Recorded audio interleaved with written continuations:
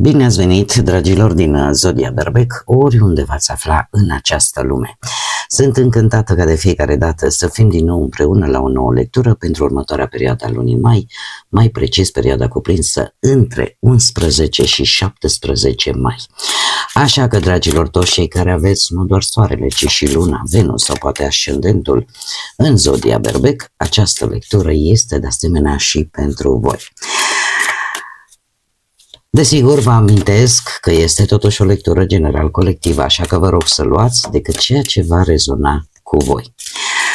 Ca de fiecare dată vreau să le mulțumesc tuturor celor care sunteți aici lângă mine și care mă susțineți prin frumoasele voastre comentarii, prin gesturile voastre de apreciere și prin fiecare gând bun care vine din partea voastră, așa că mii de mulțumiri tuturor.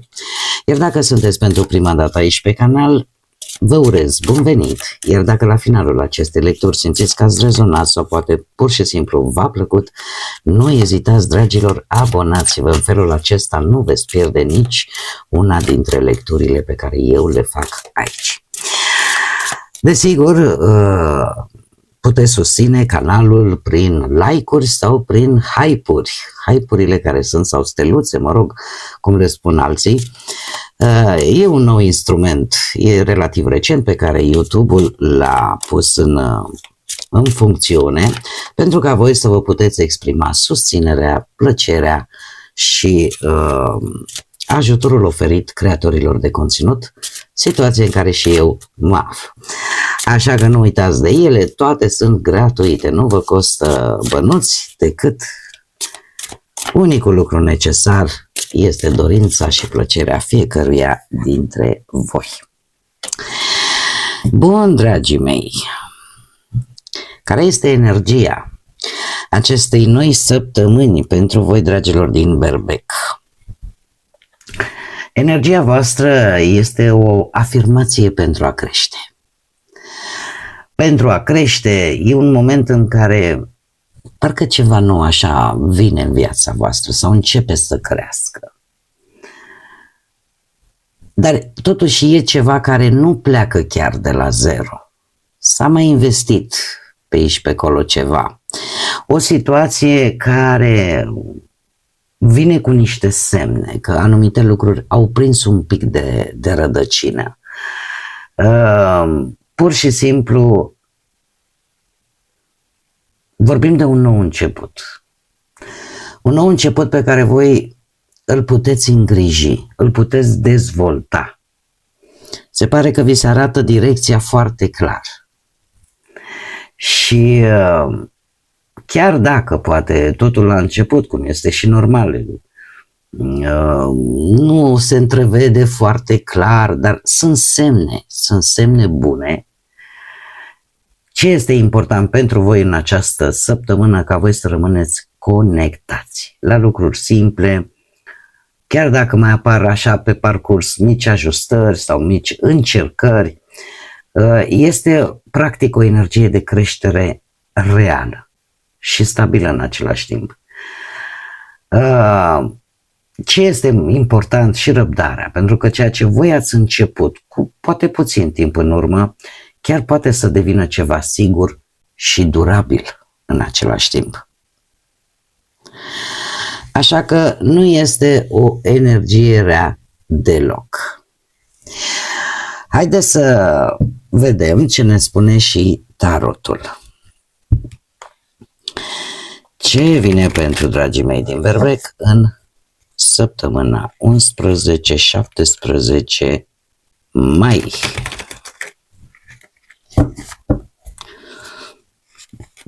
Trebuie să vă spun că pe 16 mai avem și o lună nouă în Taur.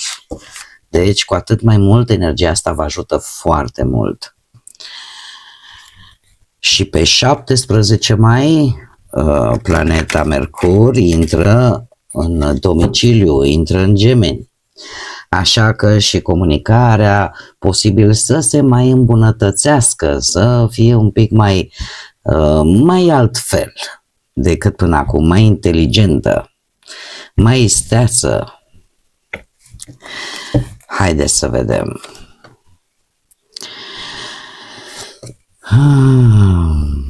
Avem 9 de bâte, 8 de bâte, 5 de spade. Aici avem surpriza. Acțiune și ceva conflicte, dar haideți să le lămurim pe rând. Să vedem, să clarificăm un pic. Clarificăm 9 de bâte pentru dragii mei din Berbec în perioada 11 17 mai. Clarificăm 8 de bâte. Clarificăm 8 de bâte.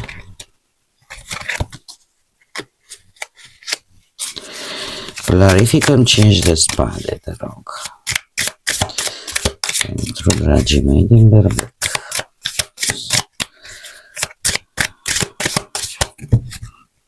Sunt multe.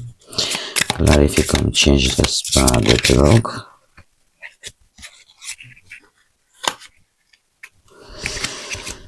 Clarificăm 7 de bâte. Să știți că pe partea asta,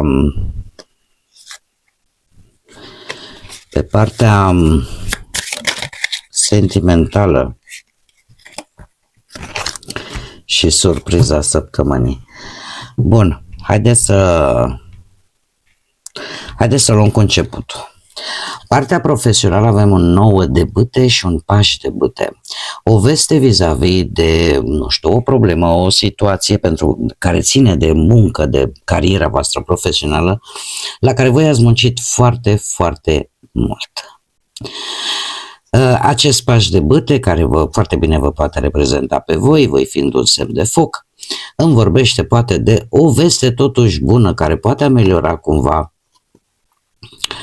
toată această situație la care voi chiar ați muncit.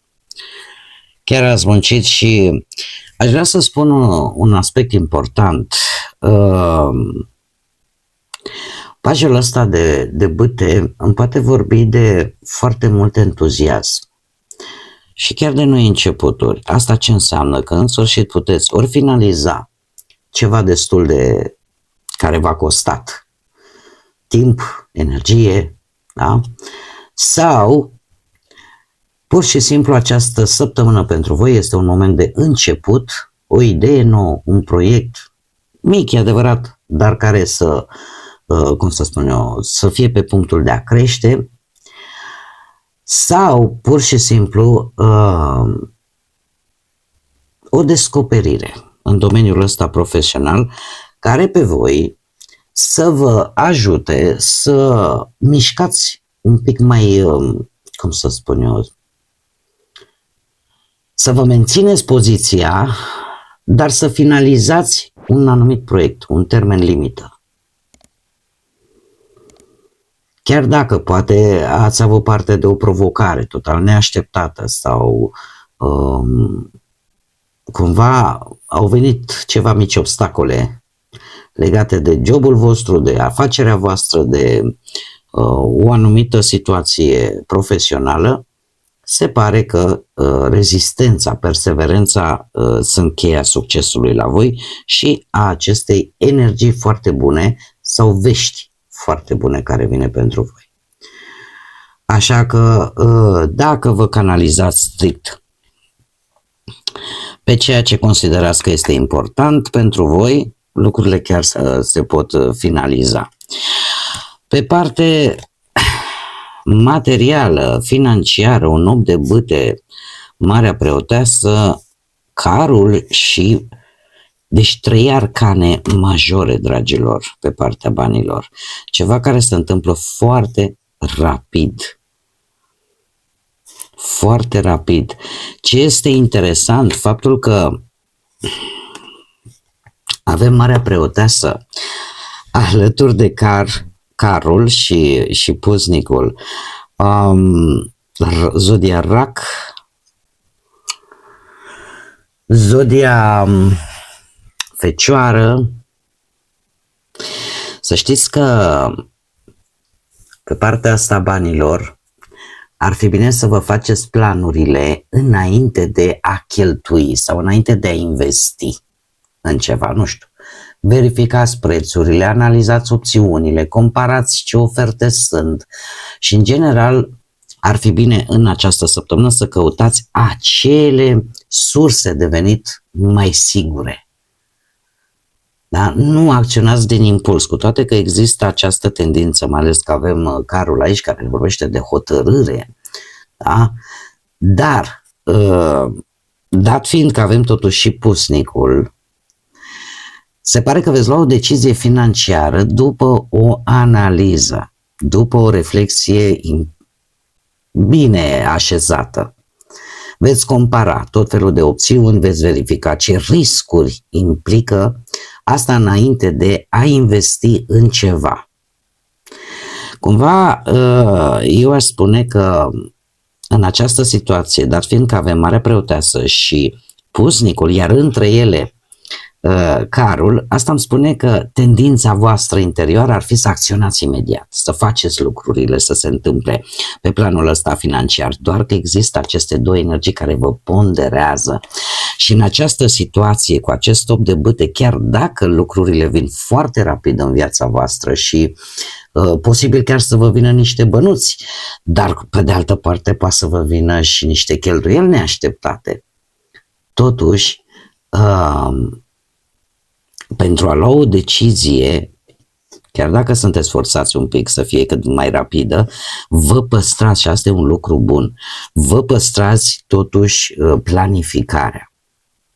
Vă păstrați planificarea și în cazul de față, Carul aici îmi vorbește clar că veți urma un plan bun pentru ca voi să vă creșteți veniturile, să calculați bugetul așa cum trebuie, să investiți planificat și în același timp să profitați din plin de o șansă bună, nu știu, că e vorba de o negociere de vreun contract, că e bancar, că chiar și de muncă. În ceea ce privește salariul, de exemplu, voi sunteți hotărâți să vă atingeți o anumită stabilitate financiară și să evitați riscuri inutile. Adică cumva această energie a Carului este cumva combătută, să spunem, sau nu neapărat combătută, cât bun, suntem hotărâți, dar hai să o facem și să o facem cu cap, să nu o facem aiurea. Pe de altă parte, eu aș mai zice că pe partea asta a bănuților, unii dintre voi vor prefera mai mult să economisească și să folosească decât acele metode sigure, în așa fel încât să vă protejați bănuții. Faceți investiții prudente și, în general, veți gestiona destul de bine bănuții în această săptămână. Mergem mai departe, partea asta relațională de cuplu. Aici să știți că lucrurile stau destul de misterios, ca să spunem așa. De ce avem un 5 de spade, luna și un 7 de spade. Nu știu dacă zodia Pești vă spune ceva, mai ales în cuplu, dar viața voastră sentimentală în această săptămână este un pic dată peste cap. Și este dată peste cap de gânduri care nu vă dă pace, de situații posibil conflictuale, în care există tendința în interiorul cuplului, al relației, ca fiecare să aibă o părere total diferită față de celuilalt și paradoxal să o și scoată la suprafață. Fiecare aduce anumite argumente. Iar asta face ca relația, cel puțin în această săptămână, să indice niște situații în care adevărul există ceva ascuns sau există o lipsă de sinceritate. Ca și cum unul dintre voi, mare atenție, nu spune tot ceea ce gândește. Posibil să apară discuții, alegeri dificile, legate poate, nu știu, de fidelitatea celuilalt sau de responsabilitățile pe care le are fiecare. Există o lipsă de deschidere. O lipsă de deschidere și niște conflicte ascunse pe care, din câte văd eu aici, încă nu le scoateți la suprafață, ori voi, ori perechea voastră. Iar asta poate să aducă niște neînțelegeri, să aducă niște suspiciuni între parteneri, tocmai pentru că nu există o comunicare reală. Unul dintre voi poate ascunde anumite lucruri sau anumite emoții. Și aici, mare atenție, nu este bătut în cuie că vorbim de infidelități, ci pur și simplu unul dintre voi nu spune exact ceea ce simte. Evită să, cum să spun eu, să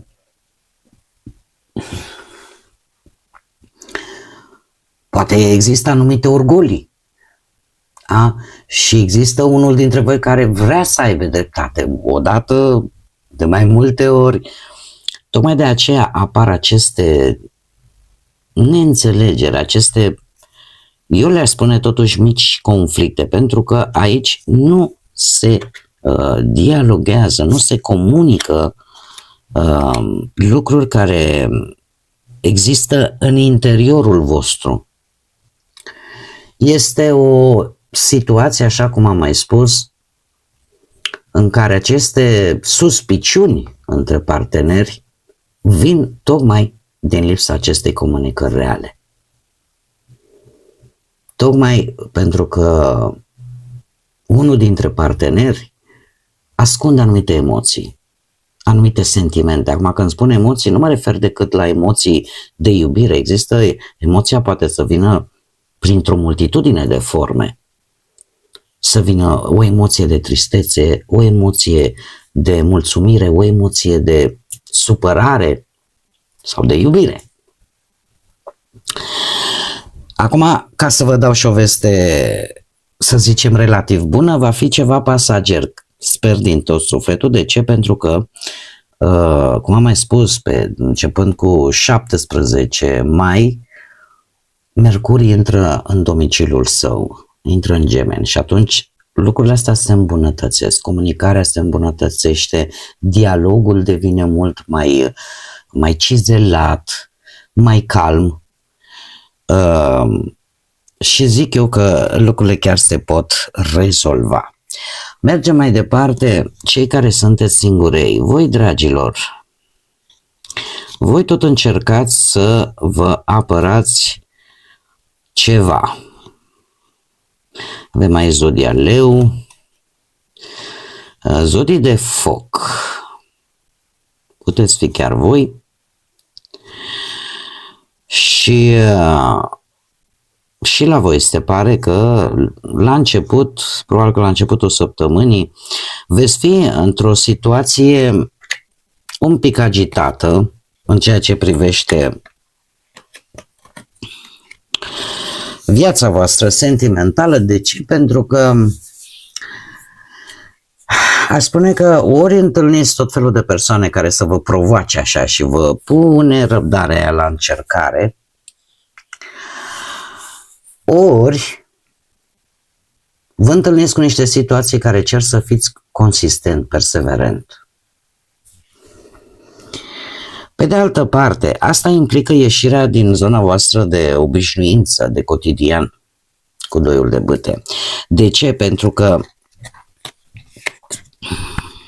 acest doi de bâte spune, știi, bun, e bine că vrei să, cum să spun eu, să fii hotărât, să fii perseverent, dar asta implică să ieși din zona ta de confort. Asta implică să te gândești poate mult mai bine ce fel de relație vrei, cum vrei să o abordezi. Dacă stai, de exemplu, în aceeași gândire, acționezi în același fel, da? Este o șansă. O șansă ca voi să alegeți poate întâlnirea potrivită, momentul potrivit.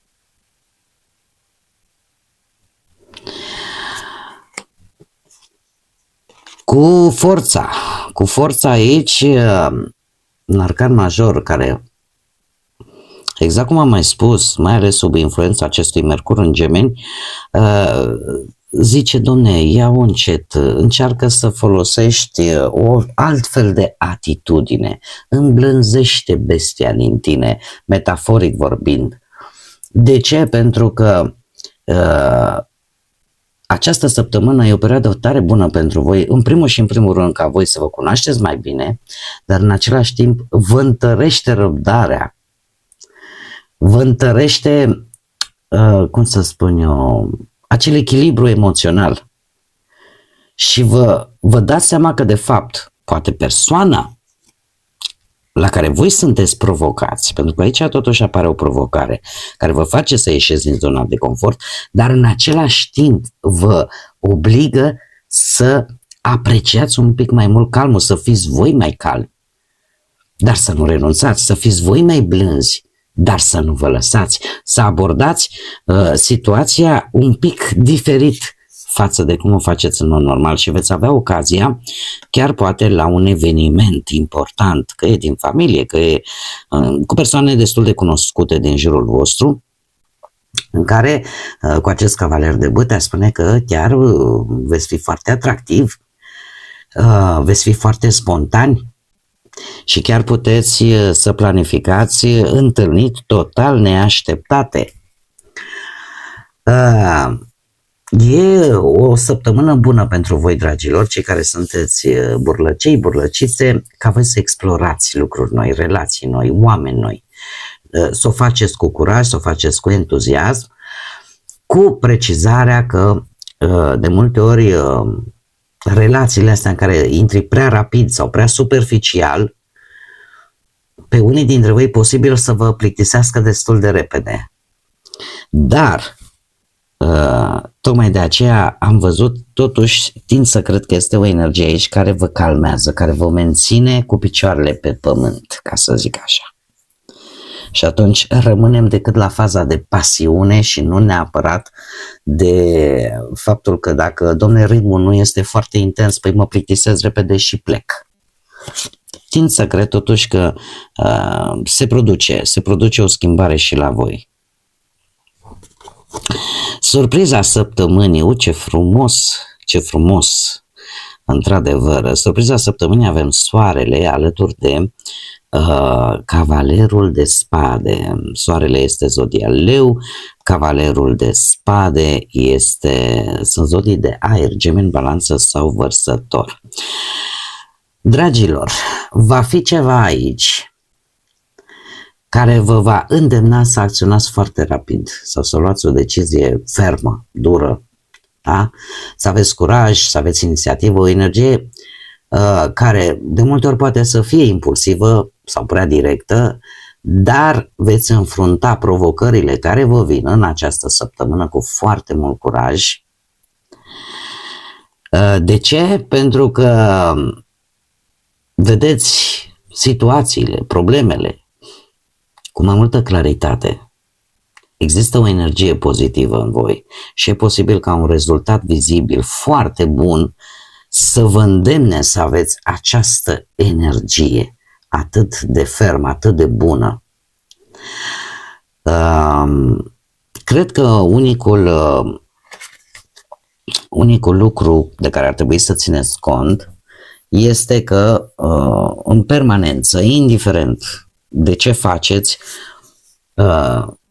să luați în calcul și anumite consecințe. Dar, per total, așa ce văd eu aici, este că o mică bucurie poate veni la voi, mică, mai mare, aici voi veți adapta, dar e ceva aici care într-adevăr merge pe drumul cel bun. Și așa cum bine am văzut și cu această energie generală.